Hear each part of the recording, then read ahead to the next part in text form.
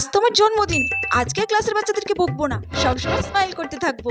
ক্লাসের বাচ্চারা কত সুন্দর সাজিয়েছে, ওরা আমাকে এত ভালোবাসে আর আমি শুধু শুধু ওদেরকে বকি। আজকে ইচ্ছে করে আমি এত বড় ব্যাগ নিয়ে এসেছি, আজকে কেউ না কেউ তো আমাকে কিছু না কিছু গিফট দেবে। এই তো আমি এখন অফিস রুমে যাবো আর টিচাররা আমার কাছে পার্টি চাইবে। আগে তো বন্ধুরা জন্মদিনে পার্টি চাইতো, আর এখন টিচাররা আমার কাছে পার্টি চাই। সারা জীবন কি বার্থডে পার্টি দিতে থাকবো নাকি? ম্যাম আমাকে কেক কিনেছে, কেক কাটি চলো। এরা আবার চকলেট কেক নিয়ে চলে এসেছে। উফ, শিক্ষক দিবসের দিনই তো আমি বললাম যে আমি চকলেট কেক খাই না, ওরা আবার চকলেট কেকই নিয়ে এসেছে। বুঝতে পারছি না ওরা আমার জন্য এনেছে না নিজেদের খাওয়ার জন্য এনেছে। Ma'am happy birthday.